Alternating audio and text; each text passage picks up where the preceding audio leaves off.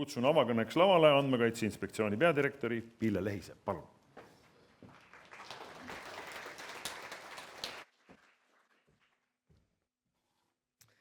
Tere hommikust kõigile. Tahaks öelda, et andmekaitsehuvilised, aga ei, täna me oleme siin oma väikese, kuid mitte vähem tähtsa venna pärast, ehk siis avalik teave ja avaandmed. Mul on väga hea meel tervitada teid siin sellel konverentsil, mis on siis pühendatud avalikule teabele ja avaandmetele Eestis. Ja kas muide teadsite, et avaliku teabe seadus, meie keeli siis AVTS, on tegelikult juba 25-aastane. Ja võttes arvesse siis taasiseseisvunud Eesti vanust, siis see on tegelikult väga märkimisväärne verstapost. Ja see on midagi, mille üle väga uhke olla, sest on ju avaliku teabe kättesaadavus üks demokraatliku riigi alustalasid. Ja siia juurde muide veel üks huvitav fakt, et kas teadsite seda, et näiteks Austria, kes siis meie mõistes on väga vana riik, võttis vastu sarnase avaliku teabe seaduse alles aastal 2024 ja see hakkas kehtima käesoleva aasta 1. septembril. Ehk siis jah, teatud määral avaliku teabe kättesaadavus oli reguleeritud põhiseaduse tasandil, aga sellisel viisil ja põhiseaduse tasandil pigem siis sellest, et ametialane teave oli salastatud, aga sellisel kujul, nagu meie teame avaliku teabe kättesaadavust, seda protsessi ja juurdepääsetavust, hakkas siis kehtima alles sellest aastast. Nii et väga huvitav ja meie samas tähistame 25. sünnipäeva. Veerand sajandit on digiajastus aga väga pikk aeg. Kahetsusväärselt tuleb nentida, et meie armastatud AVTS on siiski ajale jalgu jäänud. Ta põhineb täna dokumentidel ja olgem ausad, pigem isegi paberdokumentidel. Aga samal ajal meie ümber maailm käib ümber andmete ja teabe, mitte dokumentide. Ehk siis tehnoloogia areng on olnud ilmselgelt kiirem kui meie õigusruumi areng.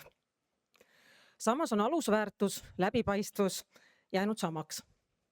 Küsimus on selles, kuidas seda tagada ajastul, kus info on ajus, piirid ähmased ja inimeste ootused on muutunud. Me elame andmete äärmuslikus maailmas. Ühes otsas on isikuandmed, mis vajavad kõrgendatud kaitset ja millele kehtivad juurdepääsupiirangud. Teises otsas aga avaandmed, registrid ja infosüsteemid, mis sisaldavad tohutul hulgal teavet ja andmeid, mis on kõigile automaatselt kättesaadavad, sealhulgas isikuandmed.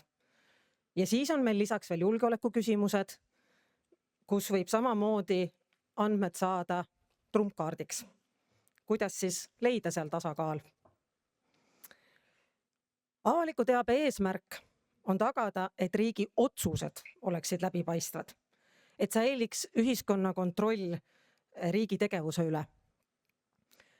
Samas hakkab silma, et tihtilugu on läbimõtlematust ja lohakust just seal, kus juurdepääsupiirangud on üliolulised. Samal ajal, kui riigiteenistuja preemiat või palgaandmeid väga kiivalt kaitsta püütakse ja ennast kõik olenema antakse.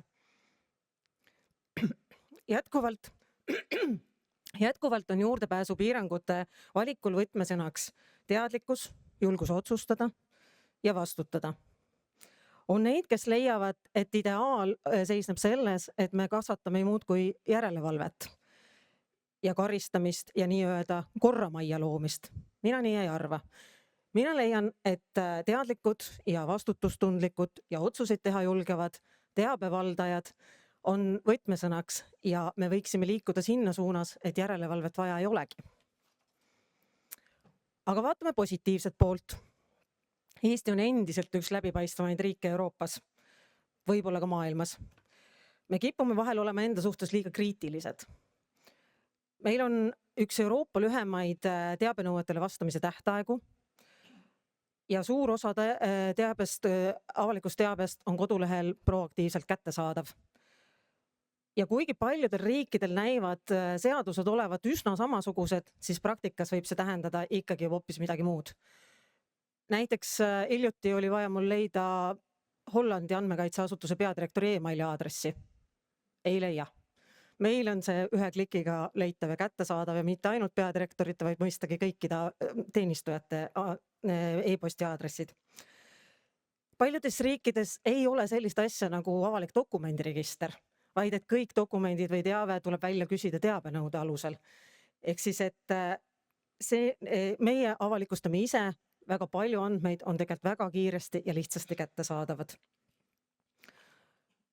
Eesti ühiskond väärtustab läbipaistvust ja usaldust. Kodanike teadlikkus oma õigustest avalikule teabele on kõrge ja see on märgiks küpsest demokraatiast. Inimesed oskavad teavet küsida ja sealhulgas täidavad oma valvekoera rolli väga hästi ka ajakirjanikud.